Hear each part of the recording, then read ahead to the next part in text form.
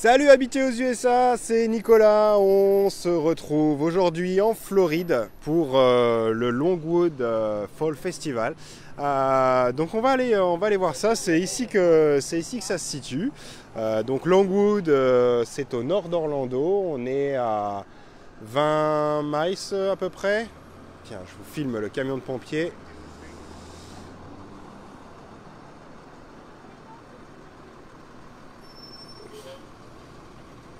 Non, il part pas en intervention parce qu'il n'est pas vraiment pressé. Donc il fait beau, il fait 25 degrés à peu près, et donc c'est un petit festival de village qu'on va visiter ensemble. Il y a des food trucks, il y a pas mal de marchands.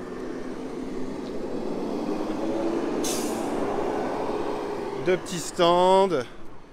Donc on va aller visiter tout ça. On va être ensemble pour 30 minutes, 1 heure, je sais pas. Ça va dépendre un peu de ce qu'on voit. Thank you sir, you too. Donc vous voyez, salut Florence. J'en profite, là il y a j'en profite pour vous faire un petit coucou. N'oubliez pas, si vous avez loupé nos lives, hier soir on était en live depuis un Target qui est une chaîne de magasins très très connue aux États-Unis, et puis après Dollar Store. Donc voilà, n'hésitez pas à aller sur la page Habiter aux USA pour voir ou revoir les lives d'hier soir. Bon, alors comme vous pouvez le voir, salut Lyon, salut Sylvie, n'hésitez pas à nous dire un petit peu d'où vous venez. Salut le Jura, salut Michael. Donc vous voyez, donc la route a été barrée. C'est un petit festival d'une petite ville. Donc tout se situe là-bas. Il y a un groupe. Je sais, j'ai regardé un petit peu sur Facebook avant de venir. Il y a donc des food trucks. Salut le Val d'Oise, salut Quentin. J'ai oublié de regarder l'écran. Salut l'Alsace, la Belgique, la Seine-et-Marne, Céline. Salut Pascal, Lille. Salut Nico, j'adore ton prénom. Salut le Var, salut Willy, on est en Floride à Longwood. On est à 20 miles au nord d'Orlando. Donc c'est un petit village. Je vois qu'il y a peut-être une petite fête foraine. Je vois une grande roue là-bas, au loin. Salut Franck. On s'habille pour sortir en soirée. T'as bien raison Mimi. On va aller voir tout ça. J'entends un peu de la country ou quelque chose comme ça. Enfin bon, on est vraiment dans l'événement américain 100%. Salut Los Angeles. Oh Gisèle, il est tôt chez toi, remarque. Oh, il est déjà 1 heure de l'après-midi ici. Peut-être même plus, je sais pas l'heure. Salut Biarritz. Bon alors comme vous pouvez le voir, voilà. Alors là c'est un magasin de jouets. Donc ils ont sorti des petites tables et puis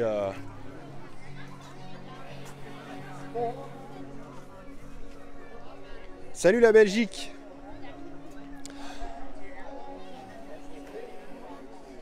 Voilà, alors ça c'est la patrouille de citoyens aux États-Unis. Vous pouvez être un citoyen vigilant. Vous promener pour vérifier que tout se passe bien, qu'il n'y a pas de cambriolage, des choses comme ça. Enfin, c'est quelque chose d'assez courant. Salut la Basse-Normandie, les Vosges. Bon alors, hier, quelqu'un a dit que j'étais trop rapide dans mes lives et que ça donnait le tournis un petit peu. Donc je vais essayer d'être un peu plus... de pas trop vous secouer. Salut Sylvie, Aix-en-Provence. Salut Kate. Ok Aude, on va aller voir les stands d'un peu plus près. Alors, allez, on va commencer par celui-ci. Bon, comme vous pouvez le voir, c'est un stand de nains de jardin un petit peu spécial. C'est très très... Salut New York. Voilà, c'est des nains de jardin vraiment vraiment très spécial. Ça, j'ai bien une idée à qui je l'offrirais celui-ci, pas vous?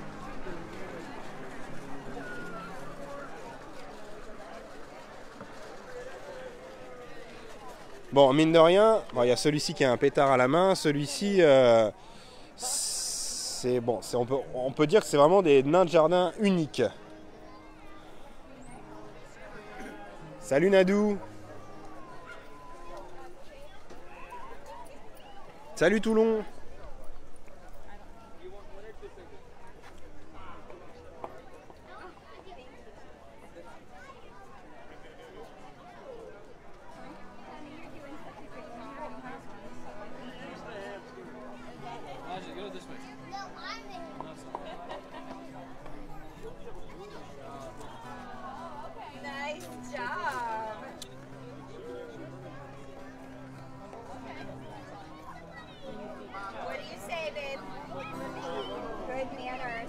Salut Fernand. Bon, j'ai pas bien compris, ça doit être un stand de glace, on reviendra voir tout à l'heure. Voilà, Marseille, la Belgique, la Provence.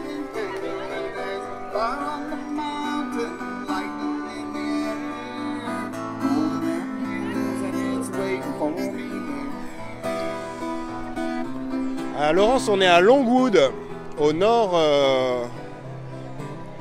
d'Orlando.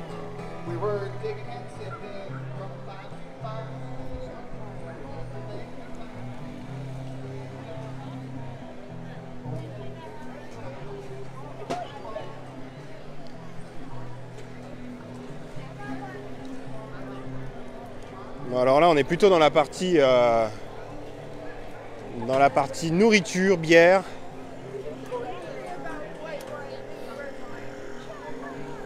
Salut Dijon, salut la Gironde.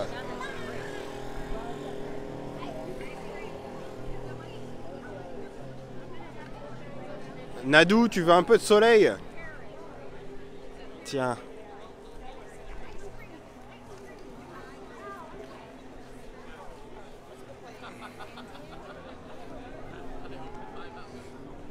Mais de rien Stéphane.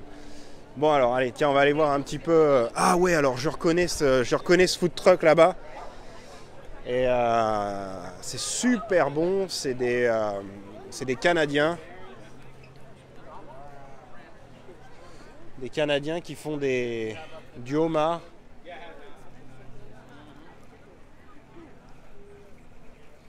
Ouais non Mathieu, il n'y a pas de gilet jaune ici. C'est pas pour ça qu'il n'y a pas de problème aux États-Unis, mais en tout cas en Floride, on pourrait considérer que c'est un peu un petit paradis fiscal. Donc, en tout cas, moi je parle vraiment pour moi, là, pas au nom de l'équipe d'Habiter aux USA, parce que voilà, chaque personne a son propre avis. Vraiment, je suis de tout cœur avec ceux qui ont du mal à boucler les fins de mois. Je sais que c'est un peu compliqué. Pas toujours simple avec des salaires à 1100 euros de pouvoir vivre décemment et de se faire plaisir. Voilà, cousin Maine Lobster.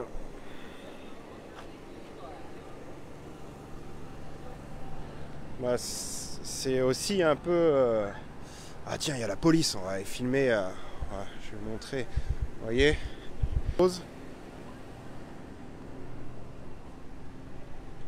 C'est un peu ce qui m'a fait partir de France il y a quelques années, c'était ce ras-le-bol. Payer pour tout. Je crois que ce qui me gênait le plus, c'était la redevance télé. C'était de payer pour des chaînes que je ne regardais pas puisque je n'avais pas de télévision.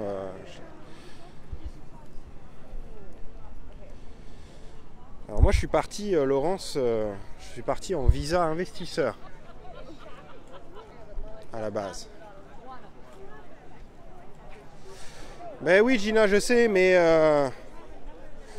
c'est pas toujours simple de regarder les lives. Parfois les lives sont longs, mais bon, vous pouvez regarder après. Salut Angie, salut la Corse. Bon alors vous voyez, il y a plein de petits stands.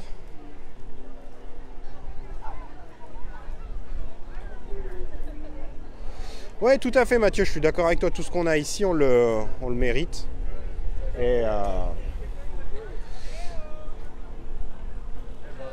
hey, voilà, il n'y a pas de. Moi, je suis très à l'aise dans mes baskets ici. Il n'y a pas de problème. Tu bosses, tu fais du fric. Il n'y a pas de. Voilà, il y a pas à tergiverser. Si tu veux t'en sortir, tu bosses. C'est clair. Tu montes ton business, c'est hyper simple. Il fait 25 degrés. Mais au tout départ, il faut de l'argent pour partir. Ça, c'est l'élément indispensable. C'est rêver de l'expatriation quand vous avez 1000 euros sur le compte bancaire. C'est clairement pas possible. Il faut voir la réalité en face. S'expatrier, surtout en famille. Moi, j'ai eu de la chance, c'est qu'au départ, je suis parti tout seul avec mon chien, Easy, que vous avez déjà vu, que je vous ai montré l'autre fois quand on a été visiter le lac. Et c'est vrai qu'au départ, les frais, et surtout les frais cachés, ceux auxquels on ne s'attend pas, c'est surtout ça. C'est tous les petits trucs du quotidien qu'on avait un peu oubliés, qu'on n'avait pas compté, qu'on n'avait pas prévu dans le budget. Et au final, clairement, il faut dire la réalité en face. Si vous n'avez pas, pour vous tout seul, hein, je parle pour un visa investisseur, on est bien d'accord, pour un visa, il n'y a pas de règle. Hein. Souvent, j'entends dire oui, les dossiers en dessous de 100 000 passent pas. C'est complètement faux. Ah non, Rémi, ton message n'a pas été supprimé. Je ne peux pas supprimer les messages et je suis tout seul. Donc non, ton message doit être toujours là. Il n'y a pas de censure. Hein.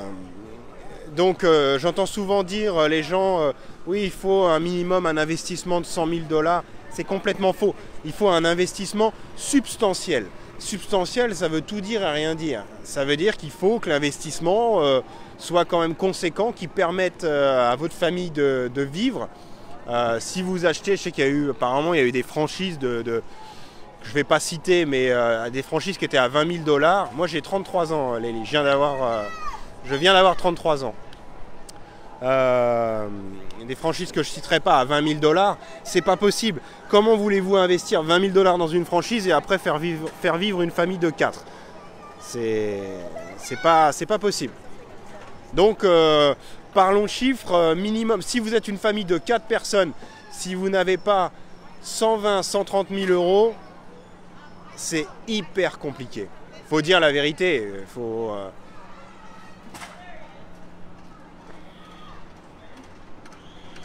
Les salaires, ça dépend. Les salaires, ça dépend. Il y a beaucoup de gens que je connais qui ont deux boulots.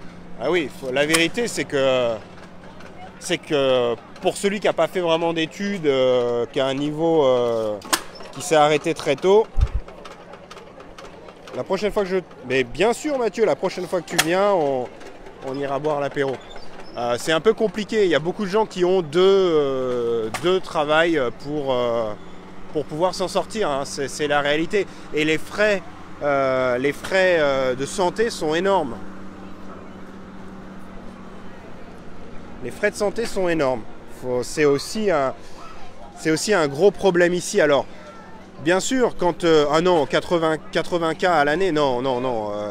Les salaires, il y a beaucoup de gens qui sont plutôt à 25 000 $ à l'année. Et je peux vous assurer que ça fait pas beaucoup.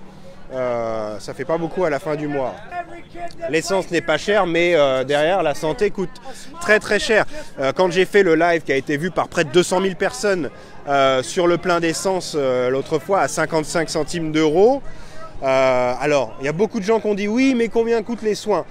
Je tiens quand même à vous rappeler, moi quand j'étais salarié en France, et je pense pas que ça ait changé, mon salaire n'était pas net.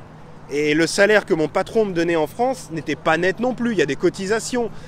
Ceux qui pensent que la santé est gratuite en France se trompent, mais complètement. La santé, c'est pas gratos. Sinon, vous toucheriez, si votre salaire était de 2000 euros brut, vous toucheriez ou 2000 ou un tout petit peu moins. Mais la santé n'est pas gratuite en France. Et pourquoi il y a de plus en plus de gens qui refusent à se soigner, qui ne vont pas chez le dentiste? Donc ici, on s'en sort avec l'assurance santé. Donc l'assurance santé, ça coûte grosso modo 400 $ par personne pour une famille, la couverture que vous souhaitez prendre. Mais c'est aussi à prendre en compte. Il y a beaucoup de Français, en tout cas je le sais pour les Français et beaucoup de Belges, qui partent et qui prennent le risque de ne pas prendre de couverture santé avec des enfants. C'est de la folie. Clairement, c'est de la folie. Vous pouvez vite vous retrouver avec 30-40 000 $ de factures. Je vais vous raconter, c'était pas prévu, mais je vais vous raconter une histoire qui m'est arrivée cet été. Et vous allez comprendre.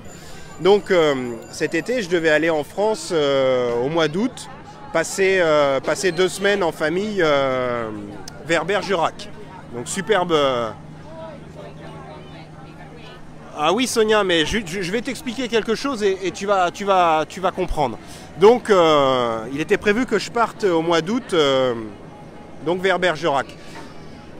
2-3 jours avant de partir des États-Unis pour la France, j'ai commencé à tousser. Vraiment à tousser. Et je suis arrivé en France et quelques jours après, c'était une horreur. Je me réveillais la nuit pour tousser, mais vraiment un truc, je dis, c'est pas tenable. Donc je vais voir un médecin généraliste. J'étais donc à Orléans, dans le Loiret. Je vais voir une médecin généraliste qui me prend gentiment pour quelques heures après. Alors certes, ça m'a coûté 25 €.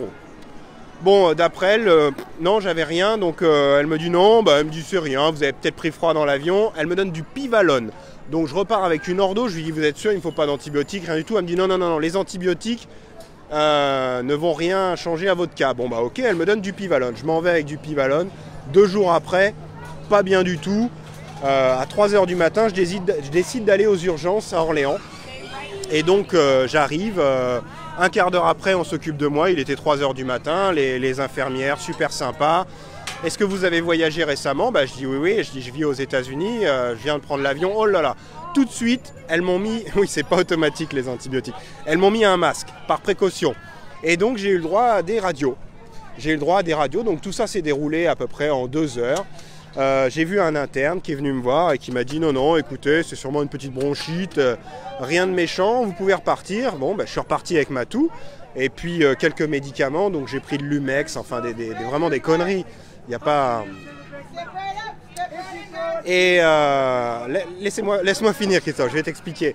Et donc je rentre chez moi pour mes vacances, donc dans le sud-ouest de la France. Et est apparue une douleur sur le côté, qui était une douleur due à la toux, parce qu'à force de tousser depuis 3 semaines, à plus en pouvoir, à un moment tu commences à avoir vraiment mal. Et donc j'ai dû retourner aux urgences à Bergerac cette fois, et donc où j'ai vu une interne qui me dit écoutez, cherchez pas, vous vous êtes cassé des côtes à force de tousser. Je dis oui, mais bon, quand même, ça serait quand même bien qu'on trouve la cause. Donc on m'a fait faire des radios des côtes sur le côté droit, puisque j'avais une douleur intense. Je pouvais plus rire, je pouvais plus tousser, je pouvais plus éternuer. Et j'avais rien aux côtes. Donc qu'est-ce qu'on m'a dit? Non monsieur, vous pouvez repartir. Je dis oui, mais vous me soignez pas. Mais c'est pas grave, on sait pas. On me dit prenez de l'antidouleur. Donc on m'a prescrit de l'antidouleur que je suis allé chercher en pharmacie. Donc, et voilà, fin de l'histoire. Et donc je suis rentré aux États-Unis avec ma maladie et j'ai donc été à l'hôpital en Floride parce que ça n'allait pas mieux. C'était intenable. Franchement, je suis pas doudouille, c'était intenable. Donc j'ai été aux urgences pour la première fois de ma vie aux États-Unis. Et alors là, je vais vous expliquer comment ça s'est passé. Donc je suis allé aux urgences. Tout d'abord, on m'a demandé mon numéro de sécurité sociale. Ce qui est le numéro de sécu. Si vous vivez légalement aux États-Unis, on vous le donne 3 semaines après votre arrivée. Si vous venez sous visa, vous allez à la sécurité sociale. Vous recevez votre carte de sécu peu de temps après. Donc on m'a demandé mon numéro de sécurité sociale. 10 minutes après, j'avais un bilan.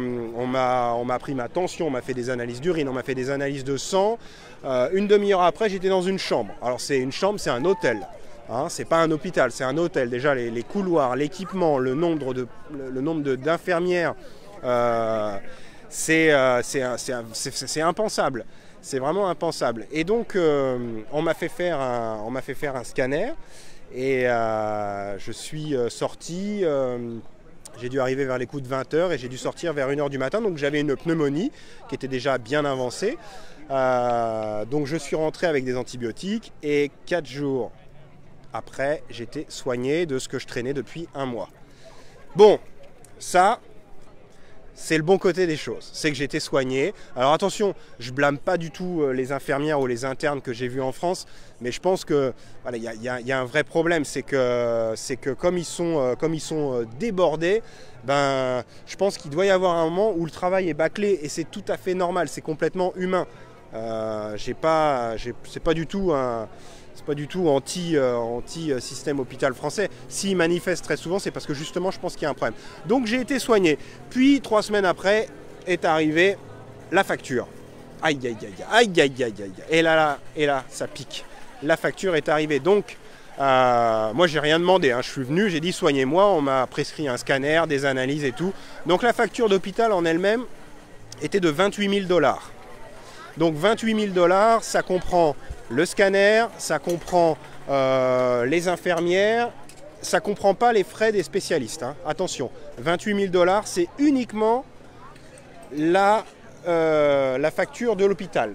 Donc en plus est arrivé après la facture du médecin, parce que j'ai vu un médecin là-bas qui est venu, qui était accompagné de 2 assistantes. Et donc le médecin, lui, a envoyé une facture de 1 600 $. Donc 1 600 $, ça c'est juste pour le médecin. Et puis après, quand tu crois que c'est fini, ben non, il y en a encore finalement, est arrivée la facture du docteur qui avait analysé mon scanner, puisque c'est un autre docteur. Et donc là, c'était 505 $, 500 $. Donc voilà, 28 000, 28 000 plus, on va dire un peu plus de 30 000 $ pour une pneumonie. Et j'ai payé 70 $ de médicaments. Donc, alors, tu es guéri, mais tu es SDF. Et c'est là, justement, que vous comprenez l'importance d'une assurance santé, parce que l'assurance santé rentre en jeu. Mais vous avez toujours ce qu'on appelle le out of pocket, qui est la partie que vous aurez à payer quoi qu'il arrive. Ben oui, Daphné, alors, justement, Daphné, tu fais une réflexion que je me suis faite aussi, c'est... En fait, j'aurais mieux fait de prendre un vol Air France en business ou en première et de rentrer... bah oui, mais en même temps, on ne m'a pas soigné en France. J'ai quand même été dans 2 hôpitaux, Orléans-la-Source et Bergerac. 2 hôpitaux flambant neufs en plus. Hein. Orléans-la-Source était tout neuf et Bergerac, c'était pareil. C'était un service tout neuf, mais on ne m'a pas soigné. Le but du jeu, c'était de me mettre dehors assez facilement pour laisser la place aux autres. Et ce que, encore une fois, je le répète, ce que je comprends tout à fait. Hein, il y a des cas qui étaient plus graves, mais bon, j'avais quand même une pneumonie. Donc ça m'a coûté 30 000 $, mais ma pneumonie a été soignée en 4 jours. Hein. Voilà, c'était... bon, on n'est pas du tout dans le thème, du coup, ça colle pas du tout avec le thème de ce qu'on est en train de regarder, mais je voulais vous expliquer ça parce que par rapport à la vidéo sur l'essence, où tout le monde disait « Oui, mais combien ça coûte de se faire soigner ?» Voilà combien ça coûte de se faire soigner, par exemple. Ah, je sais pas, Sylvain, c'était des internes, hein, en tout cas. Hein. C'était des internes, donc... Mais attention, hein, voilà, je blâme pas, mais... C'est pas, je trouve que c'est pas possible. On sentait qu'il y avait clairement un manque de personnel. Donc, une assurance santé, par exemple pour moi c'est séparé, dans ma famille c'est un peu compliqué, mais pour ma fille et moi, ça nous coûte 700 $ par mois. Et donc on a un out of pocket de 13 000 $. Donc ça veut dire que dans tous les cas, tous les ans, vous avez au maximum 13 000 $. Les 13 000 premiers dollars de dépenses annuelles seront à votre charge. C'est-à-dire que si vous avez un hot pocket de 10 000 $ pour faire simple, donc vous payez votre assurance tous les mois, hein, ça ne change rien. Donc vous payez votre assurance à 700 $ par mois. Vous avez un out of pocket de 10 000 $ par an. Ça c'est pour la famille, donc pour ma fille et moi. Par exemple, je me fais hospitaliser, il y en a pour 15 000 $. Je vais avoir à payer les 10 000 premiers dollars et l'assurance prendra en charge les 5 000 $ restants. Et après, c'est sans limite. Voilà, Paula, on vient d'expliquer ce que c'était que le out of pocket. C'est la partie... Bah oui, David, ces charges n'en sont pas... Le salaire n'est pas imputé de cette charge mensuelle. Donc... à un moment ou à un autre, je dirais que tu t'y retrouves. Et puis bon, c'est quand même le prix de la sécurité. C'est quand même le prix de la sécurité. Ouais, c'est un petit peu ça, ouais. Après, oui, voilà, Brigitte. Après, oui, c'est de l'artisanat local. Il y a un peu de tout. Il y a un petit peu de tout. Oui, c'est vrai que je parle. Et puis du coup, on regarde même pas ce qu'il y a dans les stands. Allez, voilà, c'était vraiment pour vous expliquer un petit peu ce que coûtent les soins ici. Donc, clairement, 30 000 $ pour une pneumonie. C'est ce que ça a coûté. Oh Sonia, le rêve américain, je sais pas ce que c'est que je sais pas ce que c'est que la définition du rêve américain. C'est quelque chose qui me fait toujours marrer. Est-ce que les gens qui parlent du rêve américain s'attendent à ce qu'on les attende ici, c'est-à-dire ils vont débarquer de France, de Belgique ou de Suisse et hey, on t'attendait. Les Américains, ils attendent personne. Hein. Ils attendent personne. Le rêve américain, tu te le fais. Le rêve belge, le rêve suisse. Tu vis là, là où tu estimes que c'est le rêve pour toi. Moi, le rêve américain, ça me fait marrer.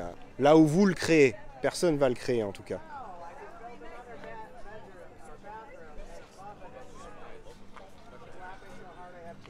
Ouais, Olivier, c'est une idée, c'est un concept. Vivre 6 mois en France, 6 mois aux États-Unis. Le visa est assez facile à obtenir.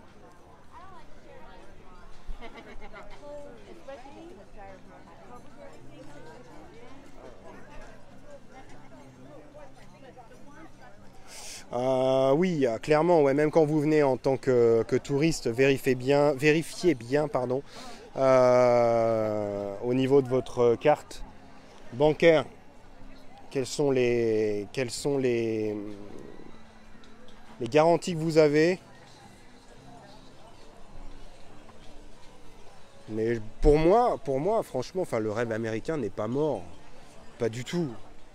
C'est peut-être, il y a peut-être moins à faire qu'il y avait à faire il y a 30 ans, mais si vous êtes bosseur ici. Alors Valérie, nous sommes à Longwood, à 20 miles au nord d'Orlando.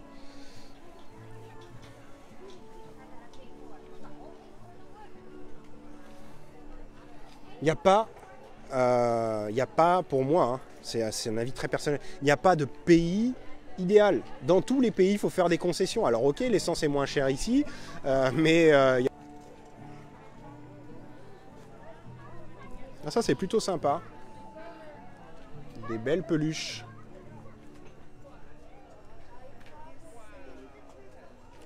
Noël, excuse-moi, j'ai pas vu ta question.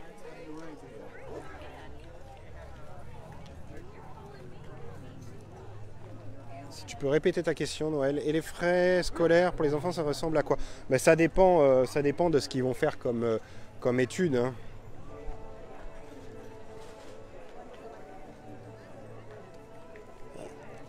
Ok Daphné, alors on va ouvrir l'œil si on voit. Voilà, c'est pas vraiment de la nourriture. Bah, je sais pas Julie, quand je vais essayer ce soir, je vais essayer de trouver une maison. On va avoir d'autres lives aujourd'hui. Hein. Il va y avoir d'autres lives. On sera aussi en Arizona.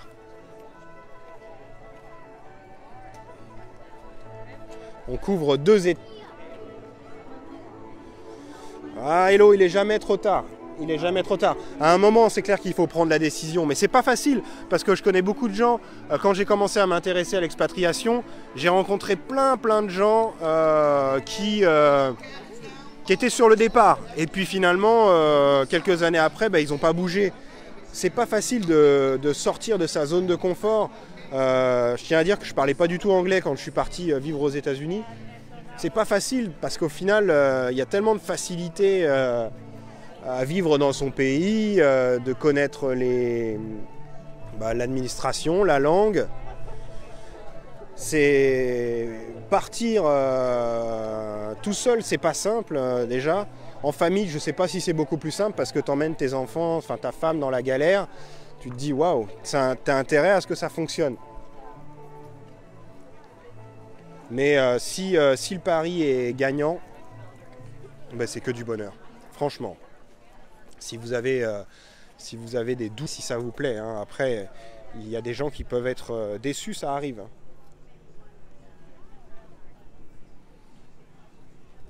Bon, il y a un peu de tout.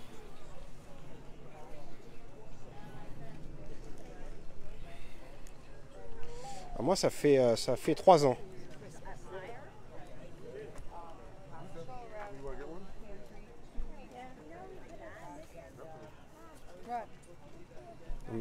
Oui, ma famille, ma femme est américaine, mais oui, tout le monde s'est bien adapté. Mais je peux vous assurer qu'il y a eu des hauts, mais il y a eu énormément de bas au début. Hein. au tout début, c'est pas toujours simple, hein. Et puis des petits trucs de la vie quotidienne, mais quand, par exemple, j'avais pris un appart, il fallait ouvrir les compteurs, il fallait appeler les boîtes pour ouvrir les compteurs. Quand vous parlez pas anglais, qu'il faut ouvrir un compteur électrique et que c'est un serveur vocal qui comprend pas votre accent, parce que l'accent il est horrible, c'est pas simple, c'est pas simple. Il y a des moments, tu as envie de baisser les bras et tu te dis ouais non c'est bon, c'était une connerie. En fait, je ferais mieux de venir ici comme je faisais avant en vacances et de rester. Et puis après, il faut parfois un petit coup de pied au derrière, la famille, un pote qui te dit hey, attends, tout ce que tu as fait là, c'était déjà beau, il faut que tu continues. Et puis voilà, et puis après, c'est parti quoi. Hey, bon, tout le monde nous dit bonjour. You are in live on French TV. You can. How many words in French do you know? Comment ça va? Ah, crêpe. Ah, great. Thank you. Ah, yeah. Have a good day, guys. Thank you. Au revoir.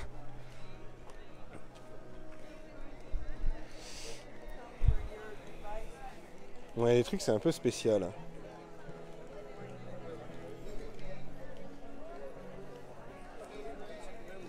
Ça doit être du miel. Ah non, c'est de la confiture. Ça. Bon, vous voyez. Tiens, voilà, il y a des... Tu es en live. Hein.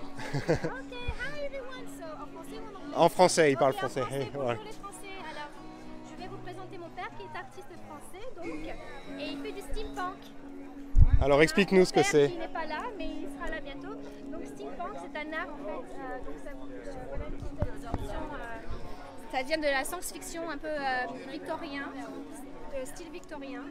Et ce sont des objets, en fait, ce sont plusieurs pièces qu'il récupère et il en fait donc une pièce vraiment unique. Ouais, c'est vraiment original. Là, on est en plein dans le fait main là. Virginia, tu peux peut-être te présenter pour nos téléspectateurs. Oui. Donc, depuis combien de temps tu vis aux États-Unis? Alors, je m'appelle Virginia, j'habite aux États-Unis depuis 15 ans, donc ce n'est pas mon art, c'est l'art de mon père. Je suis là pour aider. Je suis agent immobilier, en fait, je suis broker à Orlando, donc si vous avez besoin de vous chercher de l'immobilier à Orlando, je suis là pour vous aider. Et je suis ici pour mon père aujourd'hui, voilà. Donc il ne parle pas bien anglais, donc vous comprenez que je suis là pour faire la vente pour lui, voilà. Donc ton papa est un exemple, on peut vivre aux États-Unis sans parler correctement l'anglais? Un minimum quand même, s'il vous plaît. Hein, un bonjour, un au revoir, quelques mots, ça serait bien, un minimum. Ma mère qui est là d'ailleurs, qui parle quand même anglais, mais un minimum quand même, ça serait bien. Oui. Ouais. Alors tout ce qui est artistique, bien sûr, vous n'avez pas besoin de parler. Hein, donc si vous avez les mains pour faire de l'art, pas besoin de parler, ça c'est sûr. Mais il faut quand même un minimum. Ouais. Écoute, merci Virginia. Voilà, au revoir, à bientôt. Voilà, donc vous voyez, on rencontre même des Français. Ah, tiens, on va aller voir, on va faire un petit tour ici. Tout. C'est superbe.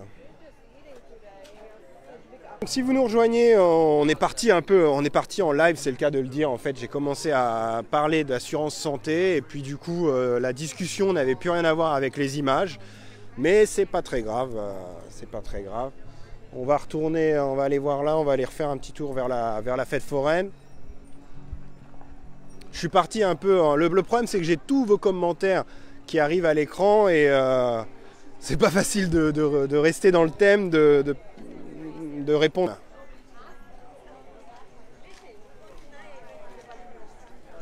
Bon, j'ai regardé un petit peu les infos françaises tout à l'heure, effectivement.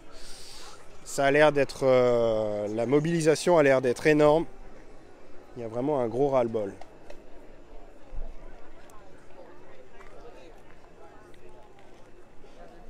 Mais de rien, Maline. Ouais, il y a vraiment de tout. Hein.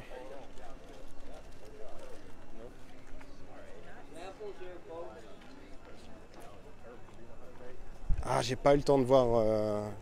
Tu penses que c'est faisable? Je suis désolé si tu peux copier-coller ton commentaire. J'ai ni eu le temps de voir ton prénom, ni eu le temps de lire le commentaire.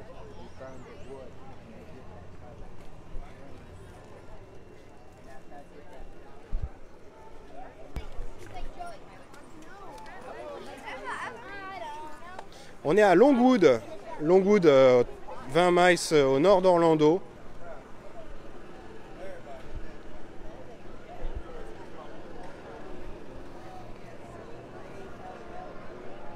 Mais de rien, Maline. C'est toujours un plaisir de vous faire plaisir avec les lives. Vous êtes près de 240 000 à suivre la page Habiter aux USA pour une page qui est partie de 0. C'est quand même une belle performance. Salut, salut!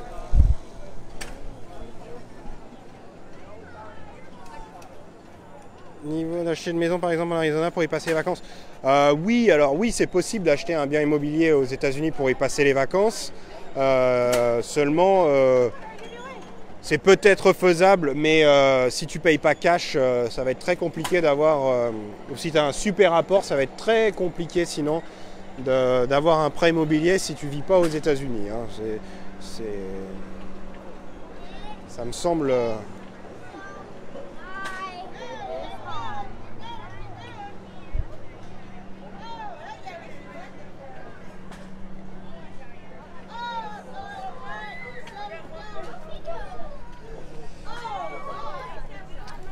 Alors David, ouais non c'est pas super simple d'aller outre, enfin de passer outre le bonjour et de se faire des amis.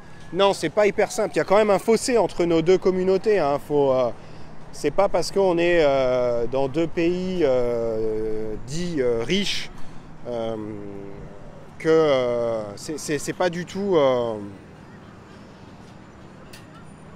C'est pas du tout simple, on est quand même vraiment différent des Américains. Donc c'est pas simple, toujours simple de se faire des amis, mais il faut avec le temps.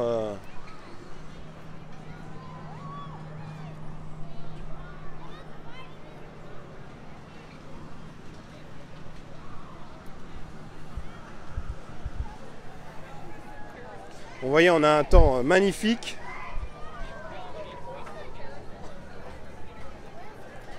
Alors moi j'ai créé ma boîte. Donc je suis très occupé. Ouais, c'est vrai, ce que tu dis, même parfois de région en région en France, déjà c'est déjà compliqué de se faire des amis.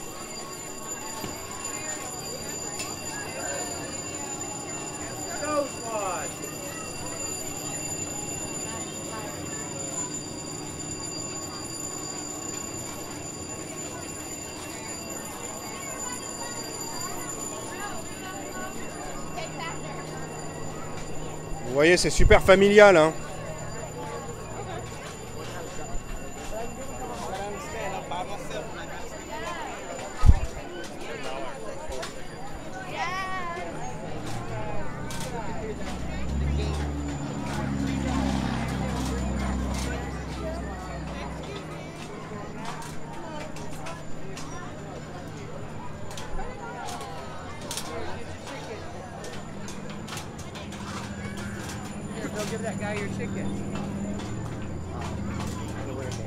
Ouais, c'est vraiment typique.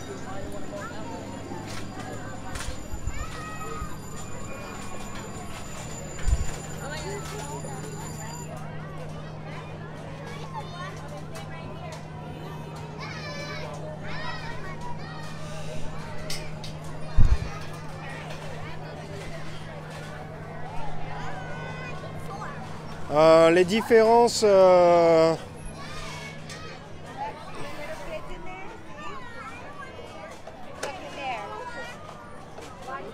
Les différences, je dirais qu'elles sont sur les rapports humains, même entre voisins. Les différences sont palpables parce que il n'y a pas les mêmes rapports, il n'y a pas les mêmes attentes. C'est complètement différent. c'est au quotidien. Et puis je pense que ça doit être un peu différent aussi d'État en État. Hein. Voilà, il y a des États qui sont plus ouverts que d'autres aux autres cultures. Et ça, c'est hyper important.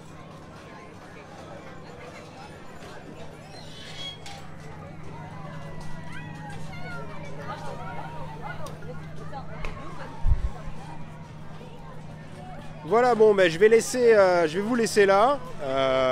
Ça m'a fait plaisir de parler avec vous. Bon, finalement, on a été un peu dans toutes les directions. Je vois que l'écran est noir, voilà. On a été un peu dans toutes les directions, mais voilà, c'était sympa de parler avec vous. Je vous souhaite un bon week-end. N'oubliez pas, on sera en live d'Arizona dans, à mon avis, très peu de temps. Donc restez connectés et puis je vous dis à très bientôt. Merci encore de votre fidélité et n'oubliez pas que vous pouvez voir ou revoir tous les lives sur la page YouTube qui s'appelle Voyager ER aux USA. Et vous avez aussi le groupe Voyager aux USA sur Facebook sur lequel vous pouvez échanger, partager toutes vos photos et voilà, c'est plutôt sympa, c'est un groupe qui bouge pas mal. Donc voilà, Voyager aux USA. De rien, salut tout le monde, bye bye.